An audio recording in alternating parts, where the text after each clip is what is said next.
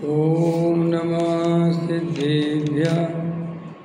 ओम नमः सिद्धेभ्यः। ओम नमः सिद्धेभ्यः।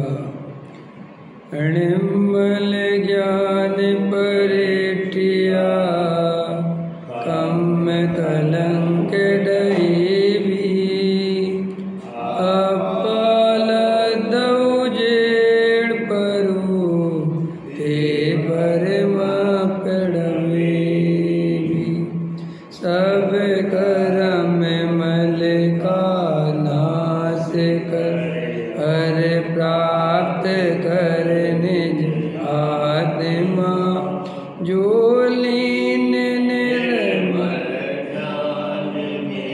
नम कर निकल परमात्मा संतप्यमान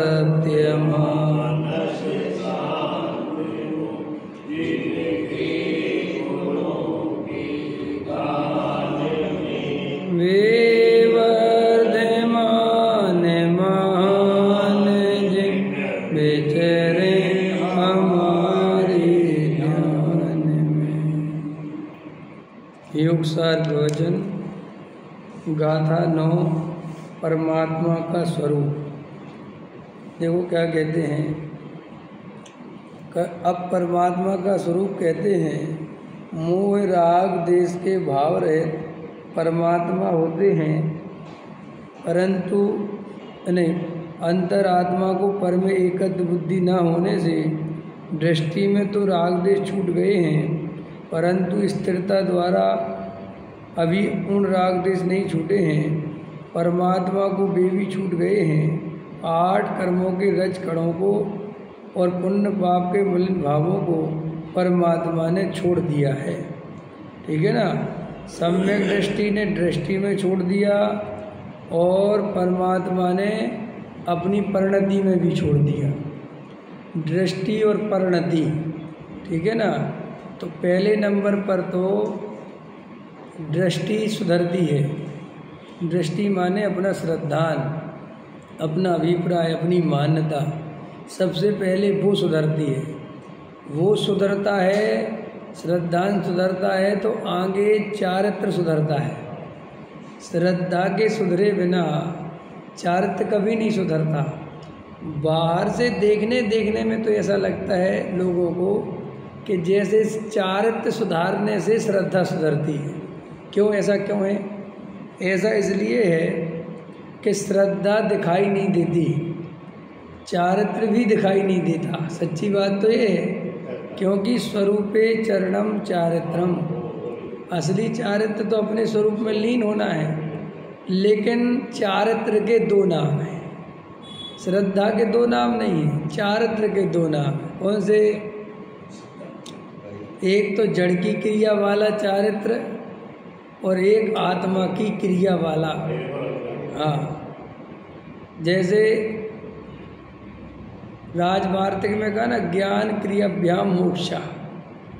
तो इस श्लोक का इसका अर्थ क्या निकाला वार्तिक का, कि ज्ञान और क्रिया से मोक्ष होता है, ऐसा आचार्य कहते हैं। ज्ञान क्रियाभ्याम मोक्षा। तो फिर आप लोग क्रिया के बिना मोक्ष कैसे मानते हो? इसलिए शरीर की क्रिया, जड़ की क्रिया, ये तो करना ही पड़ेगा। तो वास्तव में वहाँ ज्ञान क्रियाभ्याम मोक्षा माने क्या, वो असली अर्थ नहीं जानता। वहाँ क्रिया का अर्थ जिस जड़ की क्रिया नहीं है, वहाँ क्रिया का अर्थ जानन रूप क्रिया, आत्मस्वरूप में लीनता। जो चारित्र है वो क्रिया है। कौन सी क्रिया है? अपने स्वरूप में रमना, अपने स्वरूप में स्थिर होना, इसका नाम क्रिया है। लेकिन ये चारित्र रूप अंतरंग क्रिया से तो हम परिचित हैं नहीं। हम तो अपने को शरीर मानते आए जन्मों जन्मों से। हमारा सारा उपयोग, सारी श्रद्धा, सारी दृष्टि, सारी ताकत इस शरीर आदि को मानने में लगी हुई है। तो हमें सारा पाप भी शरीर से दिखता है, सारा पुण्य भी शरीर से दिखता है और सारा धर्म भी शरीर से दिखता है। इसलिए दुनिया को ऐसा लगता है कि क्रिया कांड पालने से, बाहरी क्रिया से मोक्ष हो जाएगा या धर्म हो जाएगा। तो वास्तव में बाहर का चारित्र भी और अंदर का चारित्र भी जब तक सम्यक दर्शन नहीं हो, आत्मा की अनुभूति नहीं हो, सच्ची श्रद्धा नहीं हो, तब तक ये होता ही नहीं है। आया समझ में? माने अपन को ये बात अंदर से निर्णय कर लेना चाहिए कि सम्यक दर्शन का पुरुषार्थ अलग है। समझ में? सम्यक दर्शन प्राप्ति की जो विधि है वो अलग है, और जो सम्यक दर्शन, हाँ ये मोबाइल चला दो बस जरा सा, इधर दे दो, इधर ले आओ। उससे क्या होगा कि ये दिखता रहेगा तो ठीक रहेगा। नहीं वो वहाँ से चल रहा होगा, उधर की होगी हैं। हाँ उधर की तो लाइट है, इधर की बस चली गई। नहीं वहाँ पे कुछ चीज़ें तो चल रही हैं, और यहाँ की ये माइक भी चालू है। नहीं है जो माइक भी चला है, हाँ तो सही है, इधर की लाइट चली गई। तो देखो क्या कह रहे थे हैं, ऐसे कर आगे चलो। अच्छा हाँ कोई बात नहीं, चलो। तो क्या कहते हैं, दृष्टि बदलनी चाहिए। तो अपन को श्रद्धान बदलने के लिए, श्रद्धान बदलने के लिए माने सम्यक दर्शन प्राप्त करने के लिए पहले नंबर पर तो ये मान्यता बदलो कि हमें बाहर में कुछ करना है। बाहर में सम्यक दर्शन प्राप्त करने के लिए कुछ नहीं करना होता है। सम्यक दर्शन प्राप्त करने के लिए अंतरंग में करना कुछ नहीं, अंतरंग में तत्व विचार करना पड़ता है। तत्व विचार माने जैसा वस्तु का स्वरूप है वैसा। अभी अपन को फिर ये विचार क्यों करना पड़ता है? इसलिए कि जो वस्तु का जो स्वरूप है वो थोड़ा सा घुमावदार है। आत्मा अमूर्तिक है, वो दिखाई नहीं देता, और ये शरीर आदि दिखाई देते हैं। तो अब जो दिखता है उसकी श्रद्धा तो कर लेता है, और जो दिखता ही नहीं है, जिसका परिचय नहीं, उसकी श्रद्धा कैसे करे? तो एक तो अपने को अपनी आत्मा का अपना कोई सच्चा परिचय नहीं है। अपन आत्मा की बात तो करते हैं, शास्त्रों से आत्मा तो पढ़ते हैं, लेकिन परिचय आत्मा से नहीं है। परिचय जो कुछ है वो शरीर से है। फिर शरीर से परिचय होने के कारण जो शरीर से संबंधित पदार्थ हैं उनसे परिचय है। अब सुख दुख होता है आत्मा को, लेकिन वो आत्मा तो दिखता नहीं, तो वो सुख दुख का कारण भी सारा काय को मानता है? शरीर। आत्मा से कोई परिचय नहीं है, और वो ऐसा मानता है कि ये शरीर जितना स्वस्थ रहेगा तो मैं सुखी रहूँगा, क्योंकि मैं शरीर हूँ, और अगर शरीर में बीमारी हो गई तो मैं दुखी होऊंगा, क्योंकि मैं शरीर हूँ। शरीर से भिन्न मैं आत्मा हूँ, इसकी तो खबर नहीं, इसका अपन ने कभी परिचय नहीं किया। तो अब वस्तु स्वरूप में क्या है कि एक तो आत्मा दिखता नहीं, और जो दिखता है वो आत्मा नहीं। अब आत्मा दिखता नहीं, और जो देखता है वो आत्मा है, और जो दिखता है वो आत्मा नहीं। और अपन को मिथ्या मान्यता ये है जन्मों जन्मों से कि अपन शरीर हैं, राग देश कसाय वाले हैं, तो इन्हें अपना स्वरूप मानते हैं। अब इन्हें जब अपना स्वरूप मानते हैं तो अपन इसी में एकत्व ममत्व करते रहते हैं। इसके कारण मिथ्यात्व चलता रहता है। अब मिथ्यात्व के नाश करने का जो उपाय है वो है गहरा तत्व विचार, वस्तु स्वरूप का विचार।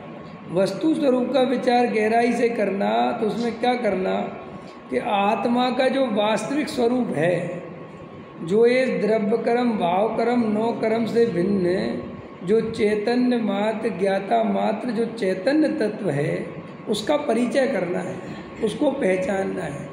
अब उसको पहचानना कठिन क्यों है? क्योंकि एक तो वो अमूर्तिक है और इस शरीर के अंदर छुपा हुआ है, और हमारा जो ज्ञान है वो इंद्रियों के माध्यम से पर में प्रवृत्ति करता है, बाहर में देखता है। तो बाहर में देखने के कारण हमें जन्मों जन्मों से पर में देखने की आदत, बाहर देखने की आदत पड़ गई। अंदर हमें देखने की आदत है ही नहीं, अंदर कभी देखा नहीं। तो अपन पूरी चेतना अपनी बाहर में लगी रहती है। अब उसी आत्मा को प्राप्त करने के लिए ये उपदेश तो कोई देता नहीं कि भाई अंदर में जाके उसका अनुभव करो। सारे जगत उस आत्मा को प्राप्त करने के लिए बाहर में ही नियम कायदे कानून बता देते हैं।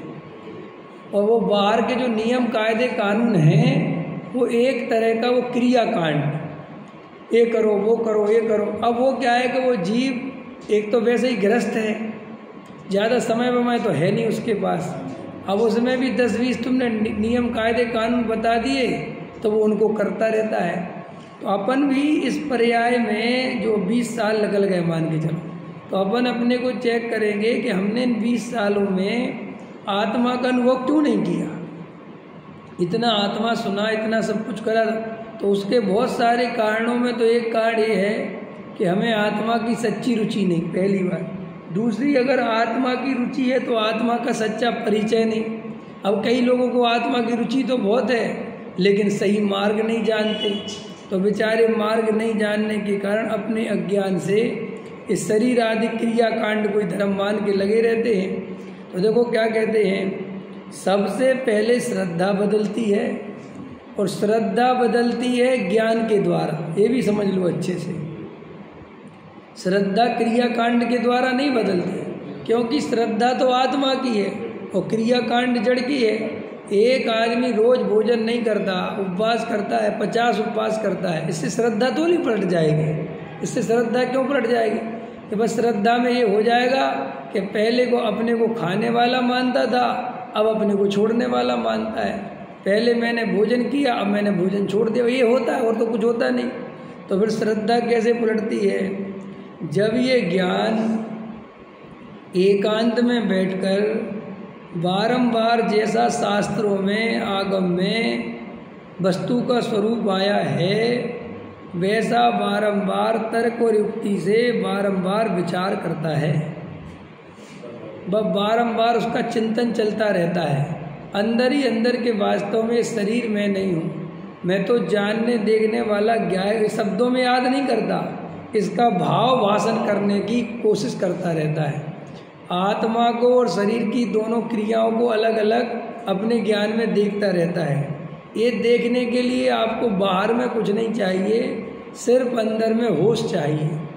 परिणाम आते हैं, परिणाम जाते हैं, क्रियाएं होती हैं, क्रियाएं नहीं होती हैं, उनमें कोई अंदर एक ऐसा तत्व है जो 24 घंटे इन सब भावों को, इन सब क्रियाओं को, इन सब संयोगों को जान रहा है। अब उसी के दौरान राग, द्वेष, कसाय, आकुलता सब होती रहती है, समझ में आया। लेकिन अगर तुम निरंतर भेद ज्ञान करते रहो, भेद ज्ञान करते रहो, तो धीरे धीरे धीरे धीरे बिल्कुल अंदर में शरीर अलग, राग द्वेष अलग और आत्मा अलग, माने ज्ञान स्वभावी जीव तत्व अलग, ये तीनों की सत्ता न्यारी न्यारी दिखने लगती है। और ये तीनों की सत्ता न्यारी न्यारी जब दिखने लगती है तो फिर इस श्रद्धा में ये ज्ञान स्वभावी जीव तत्व में हूँ ऐसा अहमपना धीरे धीरे आने लगता है। और वो जितना ज़्यादा उसको परिचय मिलता है उस आत्मा का, वो धीरे धीरे धीरे वो अहमपना बढ़ता है और बस श्रद्धान हो जाता है। लोक में भी किसी की प्रतीति ऐसे ही होती है। अपन क्या करते, परिचय करते रहते हैं, उसकी परीक्षा करते रहते हैं और 10-20 पास परीक्षा करके देगी, जब पैसा दिया समय पे दे गया, जो भी काम बताया समय पे कर दिया, तो अपन को एक निर्णय बन जाता है कि ये व्यक्ति बहुत अच्छा है। ऐसे ही आत्मा पहले निर्णयात्मक ज्ञान में पक्का होता है कि मैं आत्मा हूँ, और फिर जब अपने आत्मा का सही दृष्टिकोण आ जाता है, सही परिचय आ जाता है, तब आत्मा अनुभव में आता है। आत्मा अनुभव में नहीं आने का कारण ये है कि आत्मा की क्लियरिटी नहीं है कि आत्मा है क्या चीज़। अब आत्मा का जब स्वरूप ज्ञान में निर्णय नहीं है तो ज्ञान अनुभव कैसे करे। दुनिया में भी कोई भी चीज़ का अनुभव करने की विधि ये है कि पहले उसका सम्यक ज्ञान तो हो, पता तो हो कि है क्या चीज़। जब उसका बिल्कुल निर्णय हो गया कि ये चीज़ है, तब अनुभूति की बात है। तो आत्मा के अनुभव के लिए सिर्फ और सिर्फ शांति से बैठकर एकांत में बिल्कुल शांत होकर तत्व विचार करता रहे। जैसा वस्तु का स्वरूप बताया है उसका परीक्षा करके, माने नहीं, आज्ञा से मानना नहीं है कि शास्त्र में लिखा है कि आत्मा शरीर से भिन्न मान लो, ना, मानने की बात नहीं है।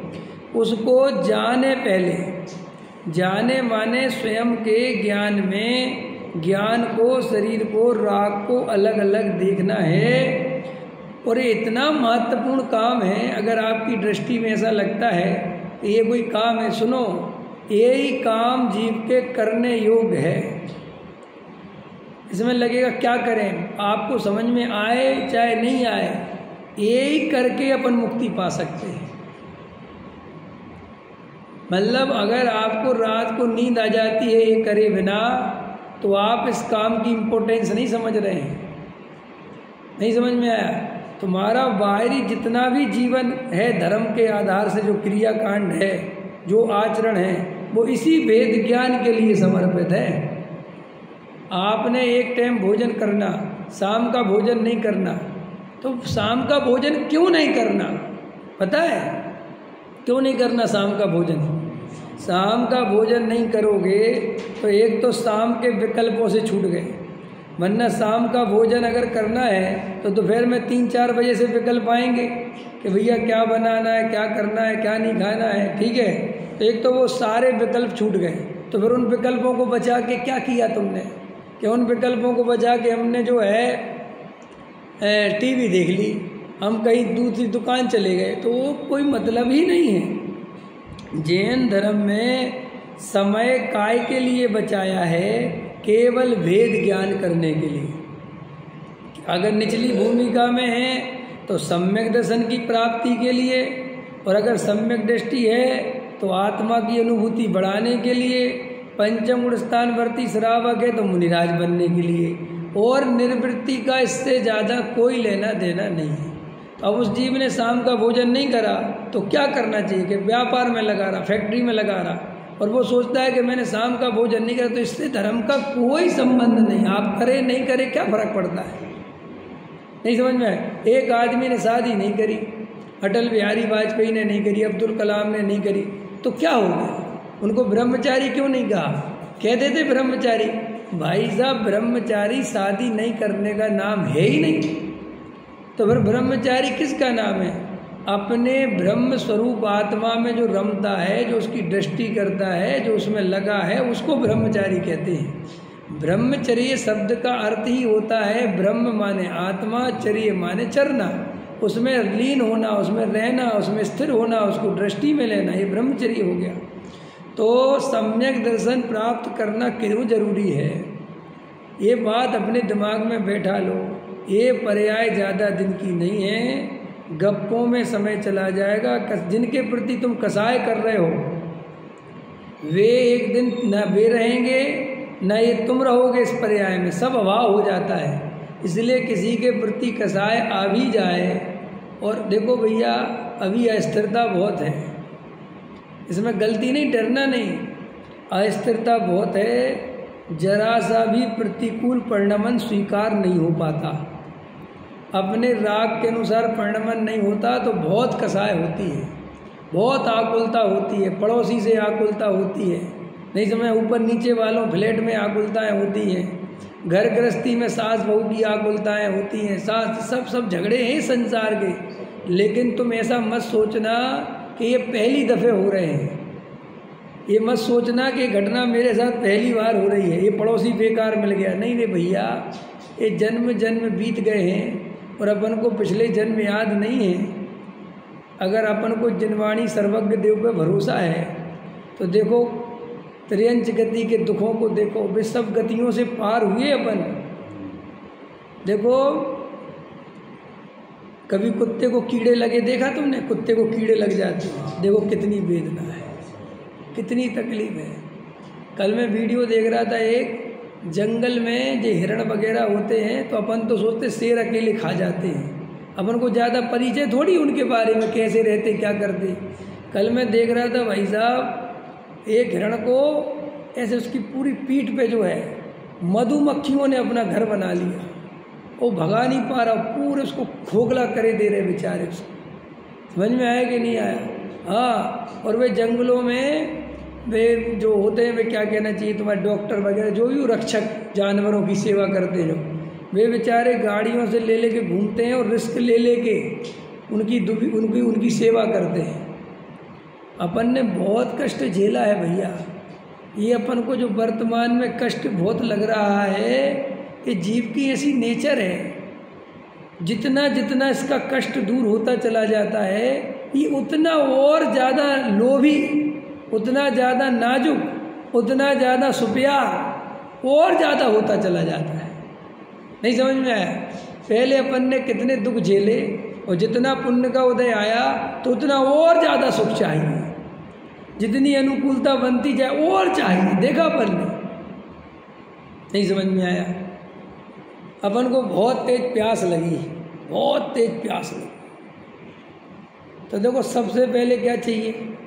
किसी के घर में जाओ, पानी दो पानी दो पानी दो। अब वो पानी ले आया, अब तुम्हें पूरा विश्वास हो गया कि घर है, अच्छा घर है, पानी बढ़िया मिल रहा। तो फिर पता क्या कहता है? पहले तो पानी मांग रहा था, फिर कहता ठंडा लेके आओ। देखो तुरंत पानी मिलने की आशा दिखी, तो अब साथ में क्या चाहिए? ठंडा। फिर कहते एक काम करो, पंखा भी चला दो। पंखा भी चला दिया। फिर देखता है अरे एसी लगा, एसी भी चला दो। समझ में आया? फिर एक काम करो, अब उसको जो जो अनुकूलता बनती चली जाती है, देखो बढ़ता ही चला जाता है। ऐसे ही जब अपने पास कुछ नहीं था, तब सोचते थे भाई इतना हो जाए बस, फिर अपन को कुछ नहीं, उतना हो गया, फिर और अनुकूलता चाहिए, फिर और अनुकूलता चाहिए। वो मज़ेदार बात यह है, जितनी अनुकूलता तुम्हारी बढ़ेगी, उतनी तुम्हारे अंदर भय, उतनी कसाय, उतना डर। भय बहुत बड़ी कसाय है। भय का दुख कम नहीं। भय का दुख देखो तो मुझे कभी कभी लगता सबसे भयंकर दुख है भय कसाय। भय माने 24 घंटे भय, ऐसा ना हो जाए, ये ना हो जाए, ये गलत ना हो जाए, ये देखो आकुलता चल रही ना 24 घंटे। 4 लोगों की बीमारी सुन ले, हार्ट फेल सुन ले, अरे भैया मेरा हार्ट फेल ना हो जाए, भय चल गया। भूकंप आ गया, मकान ना गिर जाए, कितने भय।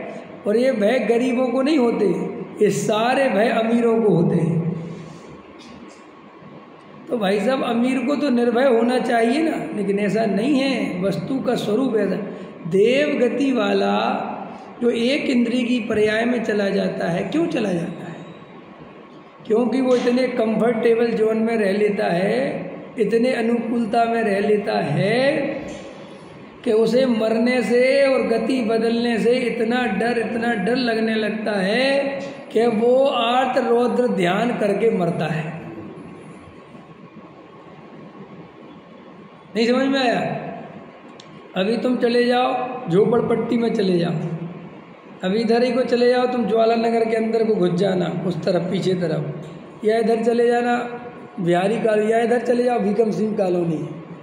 समझ में आया? देख आओ इनका मुँह, देख के आओ सब कैसे रहते हैं वे लोग। एक वो बनी रहती उनकी झोपड़ी, और रहने वाले कितने? 10-10 लोग, 8-8 लोग, और कॉमन लेट बात होते हैं।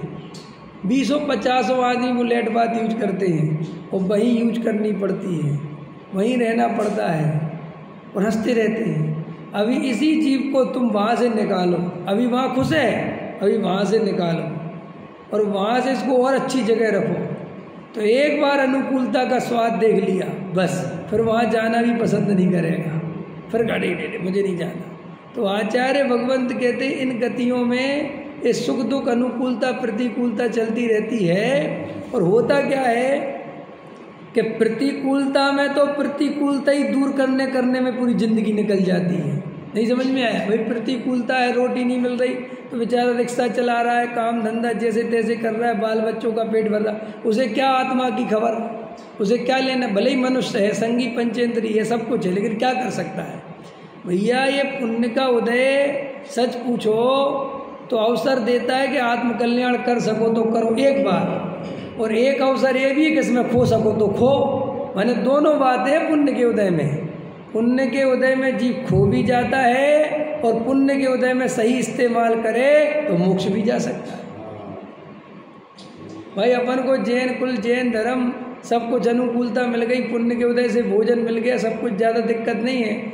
लेकिन अपन अब और ज़्यादा पुण्य के पीछे पड़ गए, और ज़्यादा अनुकूलता चाहिए, और तो ये भाव चला गया। जो बेचारा प्रतिकूलता में जी रहा है, वो थोड़ी सी अनुकूलता हो जाए, वो इसके लिए जिए जा रहा है, मरा जा रहा है कि थोड़ा कुछ हो जाए, एक कमरा हो जाए, कुछ हो जाए, बच्चों के लिए कुछ कर दूँ, उसे मर जाता।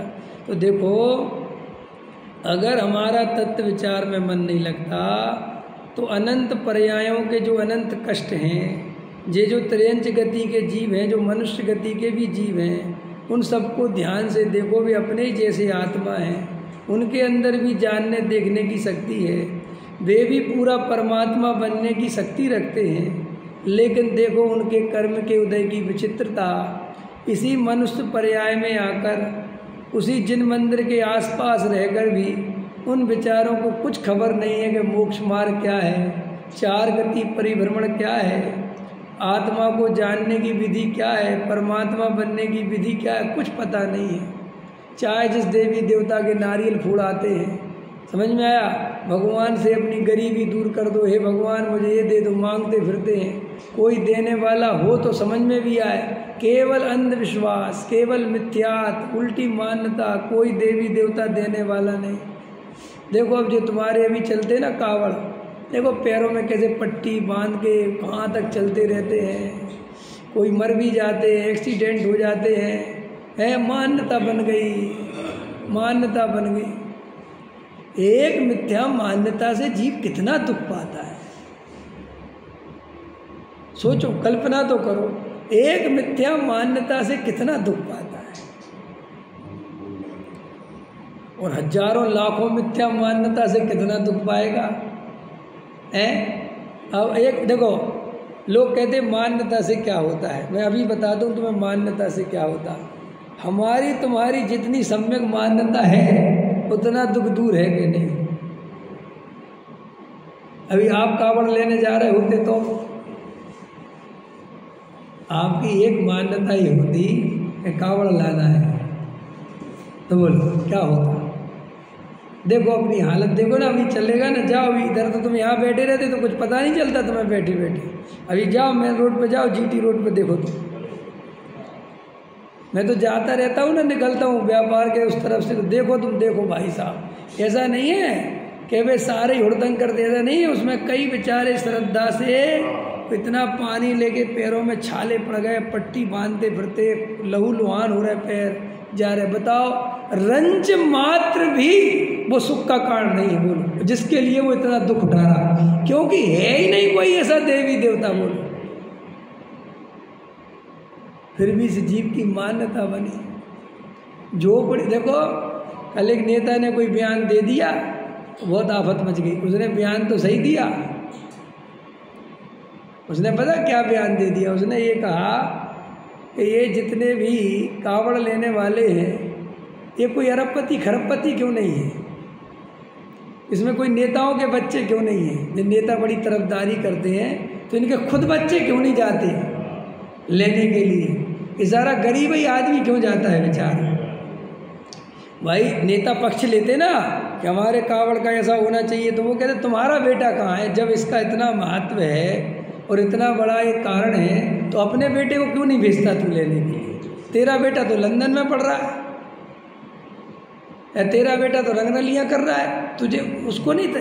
लेकिन ये आम पब्लिक बेचारी, गरीब आदमी क्या करे, उदय का मारा हुआ है, उसकी ऐसी पर्यायगत योग्यता है, क्या करे भैया। अपने छोटे छोटे बच्चों को लेके चले जाते हैं, 12-12 साल के बच्चों को लेके चले जाते हैं साथ में पैदल। हाँ वो लेडीज को, वाह रे वाह, हाँ देखा मैंने वीडियो। बताओ, वो लेडीज एक बेचारी बच्चों को लिए दो, एक को गोदी में, एक को कावड़, और चला रही एक को पैदल। ओह कैसी मान, कैसी मान्यता, कैसी मान, अब तुम्हें लगता अरे रे रे रे रे रे रे तो मूर्ख है, तो बड़ी कैसा पागलपन है। सुनो सुनो सुनो सुनो, अगर हमने भी आत्मा का अनुभव नहीं किया तो ये पागलपन द्वारा करना है जो अभी कुछ काल के लिए छूटा है। जिस त्रियंच गति के जीव को देखकर तुम करुणा करते हो या मुंह फेरते हो, अरे रे कैसे इस पर कीड़े बिलबिला रहे, सुनो सुनो, ये मिथ्यात्व का नाश नहीं करा तो यही होना है। अब सोचो, जो छोटी मोटी कसायों में जिंदगी खोना कि मिथ्यात्व का नाश करना, 2-4 हज़ार रुपये के लिए जिंदगी खोना कि आत्मा का अनुभव करना। समझ में आया? वास्तव में अपन छोटे छोटी चीज़ों में जीवन खो देते हैं, छोटी छोटी बातों में। नहीं समझ में आया? देखो, कसाई तो है, कैसे अपने अंदर की मान्यता, जीवन है ना, सोचना चाहिए। जैसे अपना लड़का बीमार हो जाए, ठीक है, तो उस पर 10,000 रुपये खर्च हो जाए तो कोई दुख नहीं होता, लड़का सही हो गया, ठीक है, पैसा तो हो जाने दो। लेकिन जिसको तुम प्रेम नहीं करते उसके प्रति 200 रुपये खर्च हो जाए तो वो 200 रुपये भारी लगता कि नहीं लगता? और अंदर उस 200 रुपये के चक्कर में कितनी कसाई कर लेते हैं। नहीं समझ में आया? अरे भैया, फ्री फोकट के हैं, हम जानते हैं, ये कुछ देने वाला है नहीं। समझ में आया? काम इनका, पैसा अपना लगे, ऐसा अंदर कसाई कर रहा। देखना मेरी बात, कितने रुपए के लिए कि भाई 200-500 रुपये लग जाएंगे और क्या होगा। अब वो 200-500 रुपये पैसे अपने लिए खर्च हो जाए तो कोई बात नहीं, लेकिन वे 200-500 रुपये समझ लो मुफ्त में खर्च हो गए। मैं तो क्या मानता हूँ, मुफ्त समझ गए ना? कितने खर्च हो गए मुफ्त में? 200-500 रुपये खर्च हो गए मुफ्त में। तुम्हारे पड़ोसी के चक्कर में हो गए, तुम्हारे किसी और के चक्कर में हो गए। माने समझ लो तुम उसमें रहते हो, क्या कहते, कम्युनिटी बोलते उसे, जो फ्लैट में। अब कोई गलती से उसके कोई गलती हो गई, कोई चीज़ खराब हो गई, अब पैसा सबका लगना। अब तुम्हें अंदर क्रोध आ रहा है, ये ज़्यादा करता है, ये ऐसा करता है, इसके द्वारा ऐसा हो गया। समझ ना मेरी बात? अब आपके कितने पैसे लगने के? 200-400 रुपये फालतू लग गए उदाहरण के। लेकिन आप 3 दिन तक किलसते रहे, कसाय करते रहे, उससे कर्म कितना बंध गया? इतना कर्म बन गया, इतना कर्म बन गया, इतनी आकुलता कर ली कि वे 200-400 रुपये तो कोई कीमत के नहीं थे, लेकिन जो कसाय से कर्म बन गया वो बहुत दुखदाई है। ये अपन को जो कर्म आ रहे हैं उदय में, वर्तमान में भी जो आ रहे, अपन को क्या लगता, हमने पूर्व में पता नहीं कैसे पाप करे थे, हमारे ऐसे ही पाप करे थे जैसे अभी कर रहे हैं। अपने को लगता है ना जीव को कि हमने पूर्व में क्या करा था, ऐसा ही करा था, छोटी छोटी चीज़ों में कलसते रहे। नहीं समझ में आया? ये मनुष्य की सबसे बड़ी स्वार्थ वृत्ति है कि अपने लिए 10-20 हज़ार खर्च हो जाए तो कोई बात नहीं, और किसी के लिए 100-200 रुपये फालतू खर्च करने पड़ जाए तो 100-200 रुपये इतने प्यारे हो जाते हैं उसको जैसे वो 10 करोड़ हो। देखा तुमने? हैं? सब्जी वाले से 5 रुपये लेने हैं तो खड़ा रहेगा, वो कहेगा बाबूजी 5 रुपये नहीं है। खड़ा हूँ, कोई बात नहीं, लेके आ। नहीं अभी लेके आ, तू कल क्या पता मैं आऊँगा कि नहीं आऊँगा। देखो अभी 5 रुपये में जान अटक गई कि नहीं अटक गई। और इतने में घर में गए और बेटे ने कहा पापा आइसक्रीम, तो 100 रुपये की आइसक्रीम खिला देगा खट से। तब नहीं सोचेगा कि अभी मैं 5 रुपये के लिए तुम्हारा लड़भड़ के आ गया और अब 100 रुपये तो। लेकिन ये मोह की महिमा है, अपनों के लिए कितना ही खर्च हो जाए तो वो खर्चा नहीं लगता, और जिससे मोह नहीं है उसके लिए 5 रुपये खर्च हो जाए तो बहुत खर्चा लगता है। ये सब काय की महिमा है भैया। ये पर्याय थोड़े काल की है। टोडामल जी साहब ने लिखा, अरे भाई ये पर्याय थोड़े काल की है, और थोड़ा काल भी लिख दिया। सच्ची बात तो ये है कि आज का दिन भी है कि नहीं यही नहीं पता। अभी हार्ट फेल हो जाए, एक्सीडेंट हो जाए, भूकंप आ जाए, मर जाए, क्या करोगे? मरना कोई बहुत कठिन काम थोड़ा ही है। दुनिया में सबसे सरल, सबसे सस्ता और सबसे जल्दी एक ही काम होता है, वो है मरने का। आदमी 1 मिनट मर जाता है। भाई मरना कोई ऐसी थोड़ी है कि 10-15 दिन बीच भाई टाइम चलता है कि भैया आप मरोगे, कभी भी मर सकता है आदमी। बैठे बैठे मर जाते हैं, हार्ट फेल हो गया मर गए, क्या कर लोगे। एकदम बैठे बैठे किडनी फेल हो गई, एकदम बढ़िया चल रहे थे पता चला कैंसर हो गया। बोलो सारा जीवन कहाँ चला गया। अभी जिन तुम छोटे छोटे दुखों से कर्म बांध रहे थे और अभी पता चल जाए कि मुझे कैंसर हो गया तो सारे दुख तुम एक तरफ भूल भाल जाओगे और कहोगे मैं तो मर गया। कि सुनो अब चाहिए कुछ, अब बदलें, अरे अब क्या मरने को हो गया। तो श्री गुरु कहते तू ऐसे जिंदगी जी के आज शाम को ही मर जाना है और फिर तू आकुलता फिर पाप करके देख, फिर किसी का बुरा सोच के देख, फिर किसी के प्रति कसाय कर, फिर क्या कसाय करना। फिर तो कोई गाली भी दे जाएगा तो कहेगा दे जाओ भैया हमें तो मरना है। आया समझ में कि नहीं। लड़की की सगाई हो गई और माँ बाप समझ लो मर गए उसके। अब भैया भाभी के पास रहती है और सगाई हो गई उसकी। अब भाभी लेकिन बहुत गुस्सा करती है, समझा, परेशान करती, जो भी आपको ले ले। अब उसकी सगाई हो गई लेकिन बहुत अच्छी जगह है। अब उसको पता है कि कुछ दिन बाद यहाँ से जाना है, तो देखो अब उसको भाभी की गाली ज़्यादा बुरी नहीं लगती, वो कहते देती रहो। क्यों, अंदर श्रद्धा हो गई कि अब मुझे यहाँ रहना ही नहीं। बस ऐसे ही तुम्हें संसार में रहना नहीं है, श्रद्धा कर लो तो तुम्हें संसार की बातें ज़्यादा बुरी नहीं लगेगी। थोड़ा बहुत कसाय आएगी भी तो भी अंदर निर्णय रहेगा अब हमें यहाँ रहना ही नहीं, ये पर्याय कुछ काल की है और चली जाएगी। हमें इस पर्याय में अब ज़्यादा समय रहना नहीं, हमें तो अपना आत्मा मिल गया, अपने स्वरूप का पता चल गया। अब तो हम आत्मा का वेदन, आत्मा का अनुभव करते हैं। बस लोग सोचते हैं कि आत्मा का अनुभव करते तो ऐसे बोल देते हैं कि जैसे रोज़ आत्मा का अनुभव। अरे भाई आत्मा का अनुभव जो 6 महीने वाला है वो तो वो शुद्धोपयोग वाला है, वो तो निर्विकल्प वाला है। लेकिन एक 24 घंटे भी आत्मा का अनुभव होता है जिसका नाम दृष्टि वाला अनुभव, श्रद्धा वाला अनुभव, प्रतिभास वाला अनुभव। भाई आत्मा हूँ ऐसा वेदन में आ रहा है ना, ये भी तो अनुभव है। नींबू कल रात में लिया था, नींबू बोला मैंने नींबू, तो आपको स्वाद आया कि नहीं आया? आया कि नहीं साहब, कहाँ आया? नींबू तो मेरे पास है ही नहीं। जब नींबू जबान पे, तो वो जबान पे नींबू रखने वाला स्वाद अलग है, लेकिन नींबू बोलते ही जो स्वाद आ रहा है वो उसकी सत्ता, उसका अस्तित्व, वो उसका स्वभाव तेरे ज्ञान में आ गया, ये भी अनुभव है। ऐसे अपन ने आत्मा बोला, अरे जगत में जाके किसी को आत्मा बोलो, वो जानते ही नहीं आत्मा माने क्या। वो कहता आत्मा क्या चीज़ है भूत है। अथवा कोई आत्मा के अच्छा आत्मा, हाँ भैया आत्मा तो शुद्ध है, राग देश है, कसाय भरी पड़ी भैया, ऐसा आत्मा जानता है। मोही आत्मा जानता है मैं शुद्ध आत्मा हूँ, मैं ज्ञान स्वभावी जीव तत्व हूँ, मैं ज्ञायक तत्व हूँ, जाननहार हूँ, मैं जानने देखने के अलावा कुछ नहीं करता। ऐसी प्रतीति, ऐसी अनुभूति हम सबको हो रही कि नहीं हो रही है?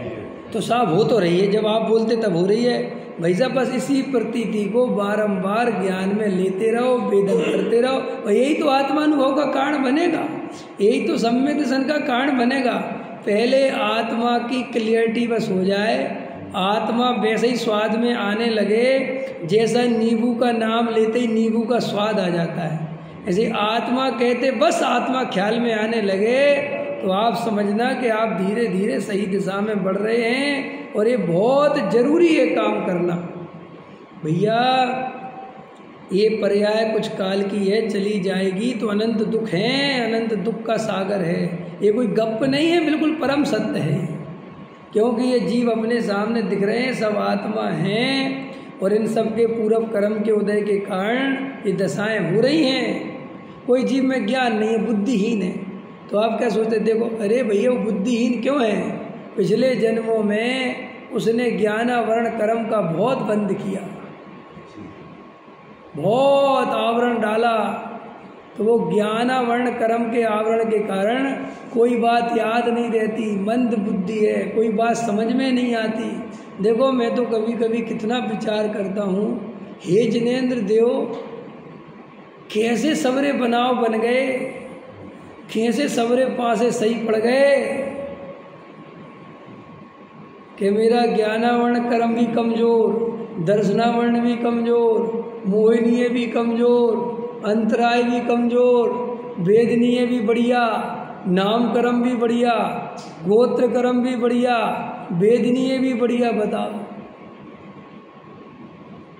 अपन अपने आप को देखो तो चेक तो करो। बताओ अपन ऐसे ही सुंदर होते, बढ़िया शरीर जैसा ऐसे अच्छे एकदम, लेकिन ज्ञानावरण कर्म अपना मजबूत होता और अपन भोंदू राम होते, कैसा जीवन होता? भोंदुओं का जीवन कैसा होता है? देखो उनकी तरफ, बेचारों की तरफ। वो खा लेते हैं, पी लेते हैं, सो जाते हैं और बस जो काम बता दो वो काम कर लेते हैं। क्या है उनका जीवन? मनुष्य होकर भी त्रेंचों से गए गुजरे हैं। क्या हुआ उसमें? जीव का क्या हुआ? सिर्फ एक ज्ञानावरणी कर्म उसका कमजोर निकल गया। अब चलो उल्टा करो, ज्ञानावरणी भी ठीक है, समझ में आता है, अच्छा है, तेज बुद्धि का है, लेकिन गृहीत मिथ्यात्व में चला गया। दर्शन वो तीव्र है, कावड़ लेने जा रहा, वैसे बहुत होशियार है।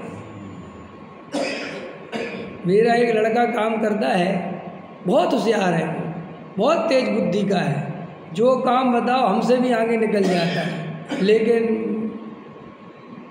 शराब पीता है। समझ में आया कि नहीं आया? और वो शराब पी के सारी दुनिया भूल जाता है। तो देखो एक व्यसन, एक लत, एक उदय उसका ऐसा है, पूरा मनुष्य भाव बेकार। तुम क्या सोचते हो? अरे भाई साहब, ये पूरी असमान जाति जो मनुष्य पर्याय है, इसमें सारे कर्म अपने सही पड़ गए। ये बहुत आश्चर्य की बात है। ये मैं कल परसों बच्चियों को समझा रहा था, बच्चे तुम इतनी बड़ी बच्चे हो गए जो तुम्हारा बहुत पुण्य का उदय है कि आयु कर्म है। अरे ना, बच्चा 6 महीने में गर्भ गिर जाता, मर जाता है, 5 महीने में पैदा हो जाता, मर जाता है, 1 साल का हुआ मर गया, 2 साल का अपंग पैदा हो गया, कोई अंग पूरा विकसित नहीं हो पाया, पैर नहीं चलते, किसी के हाथ, किसी की आंखें नहीं है। ऐसे होते नहीं क्या जीव? उनमें से अपन हो जाते तो, एक आंख वाले होते तो, एक हाथ नहीं काम करता तो। लेकिन देखो भैया, सब प्रॉपर कहा कैसे गांव वाँव में पैदा हुए, ना डॉक्टर थे, ना कोई देखने वाला था, ना कोई बताने वाला, तो भी पल पुस गए, कुछ अच्छा प्रबल उदय रहा। समझ में आया है? और सुनो, पढ़ाई के लिए पैसे नहीं थे, सब कुछ बेकार स्थिति थी, लेकिन फिर भी पढ़ गए, ये आश्चर्य की बात। और पढ़ नहीं गए, जैन दर्शन पढ़ गए, और बढ़िया देखो योग्यता है, ये भाषा बरगड़ा है तो बढ़िया प्रवचन भी कर लेते हैं। अब कई शास्त्री बन जाते बेचारे, लेकिन योग्यता नहीं होती, नहीं कर पाते प्रवचन, नहीं कर पाते, तो मन ही मन कलसते रहते हैं कि हमारा शास्त्री कर लिया, कोई काम का नहीं है। क्योंकि एक तो आत्मा की दृष्टि हो जीव की तो बहुत बढ़िया है, लेकिन मैं तो अभी बाहर का समझा रहा हूँ कि बाहर के ही दुखों को देखो तुम, कितने बढ़िया तुम्हारा उदय है। व्यापार धंधा मिल गया, रोटी मिल जाती है, रहने को मकान मिल गया, 1 रुपया नहीं था फिर भी अब इतना पैसा हो गया कि जीवन कट जाएगा। तो भी श्री गुरु कहते अगर तू आत्मा का अनुभव नहीं करता, वेद ज्ञान नहीं करता, तत्व निर्णय नहीं करता, तो भैया ये भव चला जाएगा, अनंत काल कहाँ दुखों में पड़ा रहेगा। मैं तो कभी कभी बहुत कहता हूँ, हमारे सारे उदय सही पट गए भैया, तुम आत्म कल्याण कर लो ना, ये भव गया तो फिर ऐसे उदय द्वारा नहीं मिलेंगे। ये रुपया पैसा मकान दुकान 2 कौड़ी की चीज़ें हैं, ये तो पुण्य के उदय से आ गई और अभी पाप के उदय से माने भव से चली जाएंगी। इनमें है क्या? ये पर्याय बीतेगी, सब रह जाएगा यहीं। ना कोई किसी की पत्नी है, ना कोई किसी का पति है। ये अपन जिन बच्चों को मोह कर रहे हैं, अभी आँख बंद होते ही ये पर्याय छूटते ही उन्हें दोबारा कभी देखना नहीं है। हम पिछले जन्मों में कितने संयोग छोड़ के आ गए, एक का भी याद नहीं है। तो फिर क्या करें?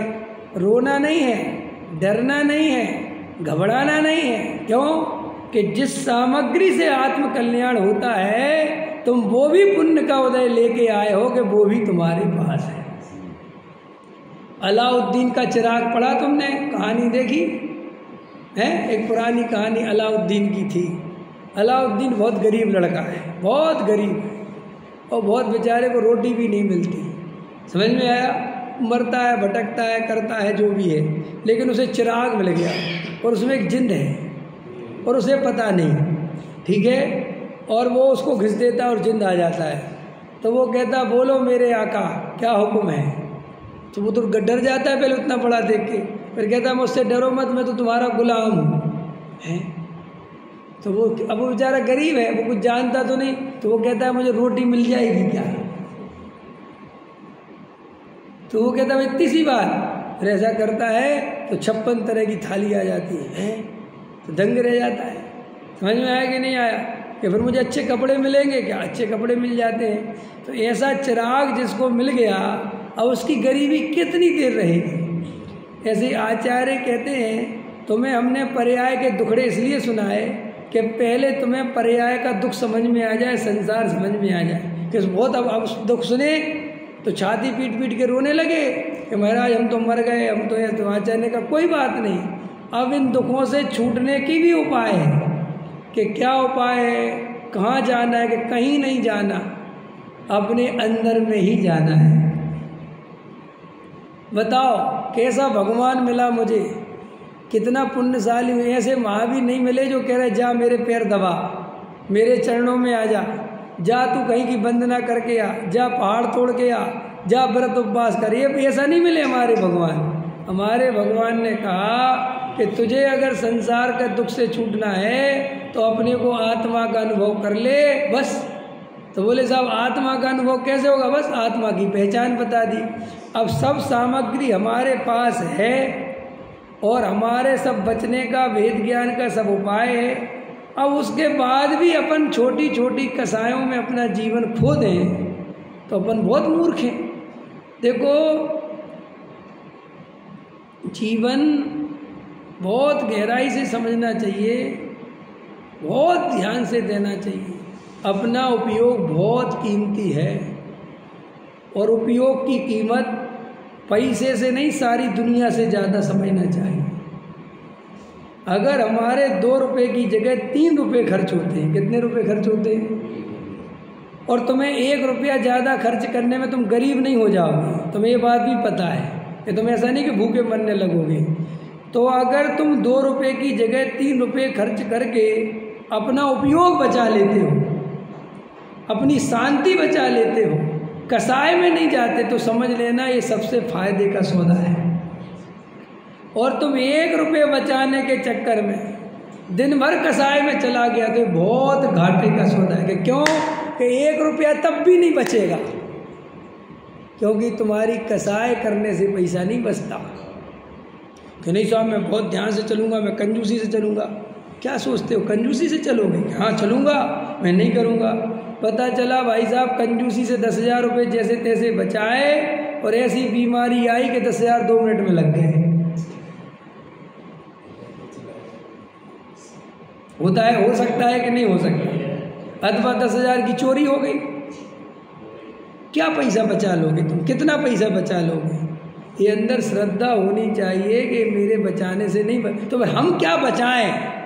तुम अपने उपयोग रूपी संपदा बचाओ, उसको दूषित मत होने दो, उसको कसाय वाला मत होने दो, परिणाम दूषित मत होने दो। भैया ये संसार बहुत दुखरूप है, कसाय बहुत दुखरूप हैं, कर्म बंधन बहुत दुखरूप है, लेकिन ऐसा होने पर भी यह आत्मा उन सबसे बलशाली है। और अगर ये जीव अपने आत्म स्वरूप को पहचाने तो 1 मिनट में सब कर्म खत्म।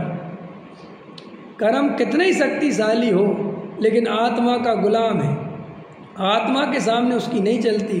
अगर आत्मा जाग जाए तो कर्म तुरंत भाग जाता है, बस जागने की बात है। समझ में? कल एक वीडियो देखा, एक आदमी को तेंदुआ समझ गए, चीता आ गया, आ जाते ना आजकल, तो भाई साहब उसको पकड़ने के लिए आ गया वो, तो वो डरा नहीं, वो भी एकदम खड़ा हो गया, समझ में आया, और तेंदुए की गर्दन पकड़ ली उसने, और वो आधा घंटा तक उसको दबाए रहा वो पूरी ताकत से। इतने में दूसरे लोग आए तो उसको बचा लिया, और अगर वो डर जाता, घबरा जाता, तो वो तो भाई सब चला ही जाता, वो खा जाता। श्री गुरु कहते ऐसे ही तुम कर्मों से डरोगे तो वे तुम्हें सब खा जाएंगे, और तुम जैसे ही अपने को आत्मा देखोगे, कसाय से भिन्न देखोगे, वे सब घबरा के चले जाएंगे। ए भैया, संसार में कोई सुख नहीं, कसायों में कोई सुख नहीं, तो भेद ज्ञान करो। तो देखो क्या कह रहा था मैं, श्रद्धा में अपने निर्णय कर लो, और वेद ज्ञान कठिन नहीं है। कैसे करें हम वेद ज्ञान? आप रोज दिन में जब भी मौका मिले, मौका तो मिलता ही है, मौका क्या मिले, मौका तो मिलता ही है, दिन भर ही मौका है, तुम अंदर ही अंदर आत्मा की चिंतन धारा में रहो, अपना भेद ज्ञान करते रहो। कर्म के उदय को एक बार एक दिन ऐसी प्रैक्टिस करके देखो कि जो जो भाव आते हैं मैं उन सबको देखूंगा, क्यों आए, कैसे आए, कौन सी कल्पना से आए, सब देखो आप। कोई भी भाव ऐसे नहीं आ जाता है, उसके पीछे कारण चलता है, पूर्व पर्याय का सिलसिला चलता है। तुमने कोई मान्यता बिगाड़ी है, तुमने कोई मिथ्या कल्पना कर ली है, इसलिए इतनी आकुलता हो रही है। देखो, मिथ्यात्व के बिना कसाय जली जेरिया के समान है। जली जेरी होती ना, जली हुई रस्सी, अगर अपने अंदर मिथ्यात्व नहीं होगा ना, तो कोई भी कसाय ज़्यादा देर नहीं टिकती, 2, 4, 10, 15, 20 मिनट, घंटा 2 घंटा रहती है, और अपने आप ही जैसे ही आत्मस्वरूप की याद आई, कसाय भाग गई। तो अपने को तो अंदर में गहराई से तत्व चिंतन करना, वेद ज्ञान करना, तत्व निर्णय करना, तो बिल्कुल धीरे धीरे धीरे मिथ्यात्व का नाश हो जाएगा। और इसका नाश करना बहुत जरूरी है इस पर्याय में। ये काम छोटा मोटा नहीं समझो तुम। जैसे कैंसर हो जाए आदमी को, तो वो कैंसर को नाश करने के लिए वो जो भी कुछ होता है, क्या होता है, वो सब बेचारा तकलीफ भोग के भी, कष्ट भोग के भी, डॉक्टर कहता कष्ट होगा, केमी होती क्या, कीमी, समझ में, हाँ जो भी है, क्या होती, कीमो, तो कहते उसको दो कि बहुत कष्ट होगा, भैया होने दो, होने दो कष्ट, कि भैया बहुत तकलीफ होगी, होने दो, लेकिन ये कैंसर बचना नहीं चाहिए। ऐसे ही मैं ये कहता हूँ, चाहे जैसे उदय आवे, चाहे तकलीफ जैसी होती रहे, चाहे जैसी परिस्थिति हो, भाई परिस्थिति को दोष दे के मिथ्यात्व मत बचा लेना, परिस्थितियों को दोष दे दे के, निमित्त को दोष दे दे के मिथ्यात्व मत बचा लेना, वरना ये मिथ्यात्व बच गया तो इसके कारण जो दुख पैदा होगा अनंत जन्मों का, उसकी कल्पना भी नहीं है। ये तो पिछले जन्म में कोई अपन का ऐसा कुछ पुरुषार्थ रहा, कुछ ऐसी भवितव्यता रही, कुछ ऐसी बात रही कि अपन सच्चे देव शास्त्र गुरु की कोई अनुमोदना करके कोई बढ़िया काम करके आए, जो यहाँ पर आकर ये मनुष्य भाव में उच्च गोत्र, उच्च जाति, जैन धर्म, वीतरागी धर्म, सर्वज्ञ देव मिल गए। बाहर के पुण्य पाप में दम नहीं भैया, कोई दम नहीं है, थोड़े काल की बात है, थोड़े कष्ट सह लो, थोड़ी प्रतिकूलता सह लो, थोड़ी कसाय सह लो, लेकिन भेद ज्ञान कर लो, आत्मा का अनुभव कर लो, वरना ये भाव चला गया तो जो अनंत दुख आएंगे वो आप देख भी नहीं पाएंगे, उनकी कल्पना भी नहीं कर पाएंगे। नरक निगोद बहुत दुख रूप अवस्था है, अनंत दुख रूप अवस्था है वो निगोद, वो नरक। वो निगोद में एक इंद्रिय जीव अनंत काल के लिए, बताओ, जन्म मरण, अनंत काल के लिए जन्म मरण है। लोगों को लगता रुपया पैसा मकान दुकान, सब बेकार की बात है भाई। इतना बड़ा सत्य, इतनी बड़ी ये पृथ्वी, इतने सारे जीव, इतना बड़ा अस्तित्व, इतने सारे पेड़ पौधे, इतने सारे जीव जंतु, एक इंद्री, 2 इंद्री, 3 इंद्री, अरे कौन बनाने वाला है, कौन है इसके पीछे? ये जीव इतना दुखी क्यों है? ये एक इंद्री की पर्याय में जीव कहाँ से आता है? ये त्रियंच गति में जीव कहाँ से आता है? मेरे जैसा सोचता है, मेरे जैसा इसका जीवन है, और इसको इतना दुख क्यों है? विचार करने योग्य है कि नहीं? रास्ते से निकलो, त्रियंच गति के जीव खड़े हैं बेचारे, उनको देखा करो कि यार ये जीव ऐसे कैसे हो गया।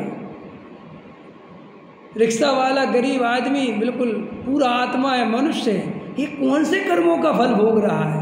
तो पता, लोग बता देते बुरे कर्मों का फल भोग रहा है, तो क्या करो? अच्छे कर्म करो। अच्छे कर्म और बुरे कर्म जोड़े हैं। जो अच्छे कर्म करने जाएगा वो साथ में बुरे कर्म भी कराएगा। तुम किसी का भला करने जाओगे तो किसी न किसी रूप में बुरा भी कराओगे, तो फिर करना क्या है? ना भला करना है ना बुरा करना है, भले बुरे से भिन्न ज्ञायक आत्मा का अनुभव करना है।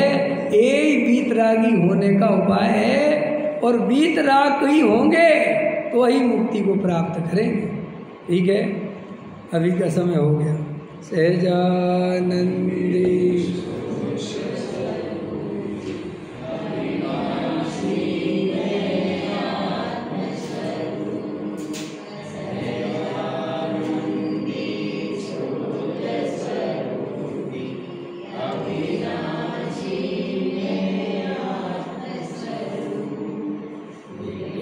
मरे पर मैं नहीं मरता, अजर अमर में सहजानंदी सो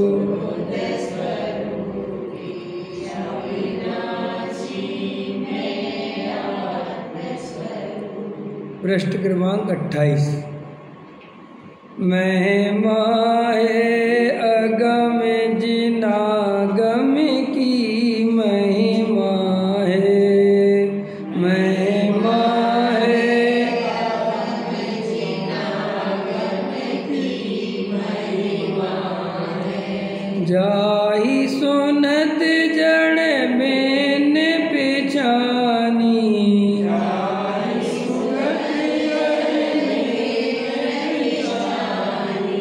हम चिन्ह मूरत आत्म की, महिमा है, हम चिन्ह मूरत आत्म की, महिमा है। महिमा है अगम जिनागम की, महिमा है। रागादिक दुख कारण जाने,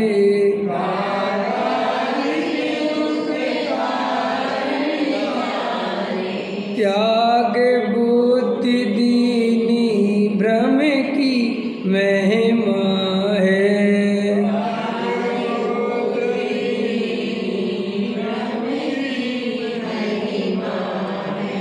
ज्ञान ज्योति जागी और अंतर,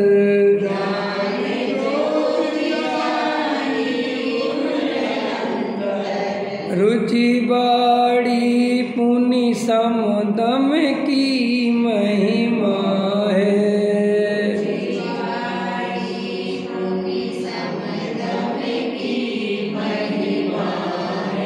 कर्म बंद की भई निर्जरा,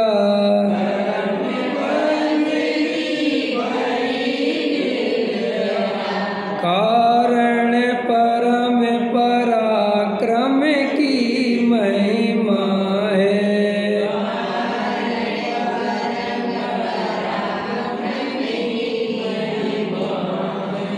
भाग चंद शिव लालच लाग्यो,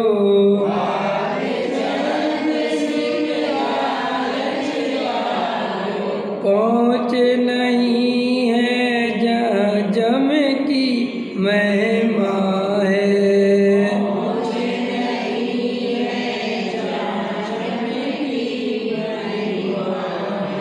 महिमा